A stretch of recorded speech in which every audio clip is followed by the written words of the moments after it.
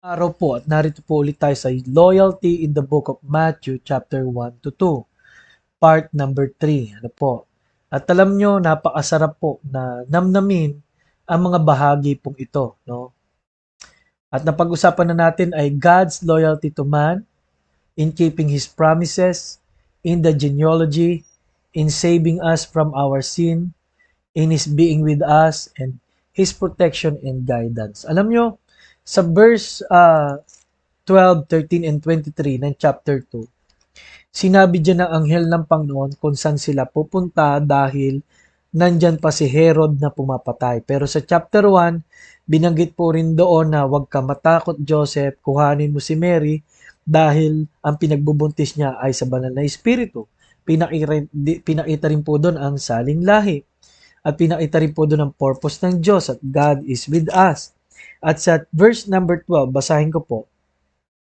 And being warned of God in a dream, that they should not return to Herod, they departed into their own country another way. And when they were departed, behold, the angel of the Lord appeared to Joseph in a dream, saying, Arise and take the young child and his mother and flee into Egypt, and be thou there until I bring thee word, for Herod will seek the young child to destroy him. Verse 23. And he came and dwelt in a city called Nazareth, that it might be fulfilled, which was spoken by the prophets, he shall be called a Nazarene. Alam nyo, dalawang action po makikita natin dito. Yung action ng mga anghel na nagpapaalala, aksyon ng mga propetang nagsasabi kung anong mangyayari, at aksyon ng salita ng Diyos na itinatag. No po? Kaya napaka-special po ng Panginoon. Hindi po pwedeng propeta lang ito. No po, walang gantong propeta. Ano po? At kaya po, ang sabi po ng Bible, pumunta ka sa Egypt dahil siya po ay pag-iinitan. At yan na po ang nakita, no? Ng verse 2 hanggang 3. Ang sabi ng mga pantas ng pumunta kay Herod, naghahanap po kami ng isang sanggol na ipapanganak mula sa mga hulay, sinabing siya'y magiging hari at tagapagligtas ng kanyang bayan. Kinabahan na ngayon itong si Herod, no? Kinabahan na sa sinabi. At kaya sabi ni Herod, sige, hanapin nyo at para makapag-worship din ako sa kanya. Pero ang totoo nun ay hindi. At binar ng Panginoon through an angel or in a dream na sila ay wag nang babalik kay Herod. Kaya galit na galit si Herod. Pinapatay niya. Sa verse 16, ang lahat ng mga bata sa Bethlehem at sa mga coast o malalapit na baybaying dagat mula 2 years old hanggang pababa. Alam nyo, iyakan ng mga nanay dito dahil basta na lang sumugod ng mga sundalo, kinuha ang mga batang 2 years old and below, sinaksak, pinatay. Kaya kahit na anong ano yon ha, kahit anong kalagayan nila sa buhay, walang nakaligtas po rito. All the children, sabi ng Bible, no?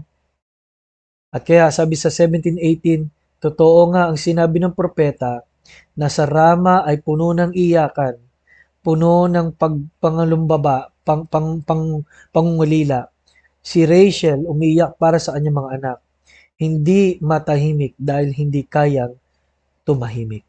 Grabe, na-imagine ko yung iyakan, no, na sa gabi, wala na yung mga anak nila, patay na, mga nakalibing ng lahat during that day. Kaya alam niyo po, pinoteksyon ng Diyos ang Panginoong Jesus through the dreams, through going to Egypt, no? Ano po ang lesson po nito sa ating buhay? Sa ating buhay po, mga minamahal, there are times na yung plano ng Diyos parang hindi ka magstay sa isang lugar.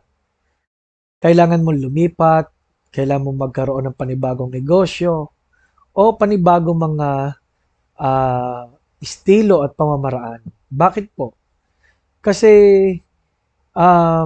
hindi smooth ang plano ng Diyos. Ano po, may mga obstacle at may mga hadlang katulad po nitong si Herod. Pero it doesn't mean that it is not God's will. But there is a way. God will make a way. At kahit Egypt na kalaban po nila, ay gumawa ng paraan ng Panginoon na sila ay makatulong.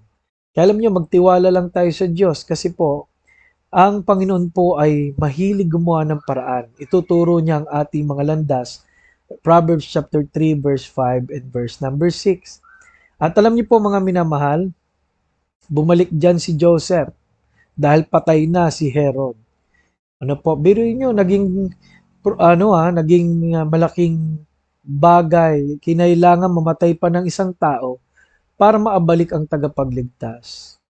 Pero may takot pa rin kay Arkelio na anak ni Herodes kaya sila po ay pumunta doon sa Nazarene, ano, kung saan ay safe, hindi sakop po ng Arkelio.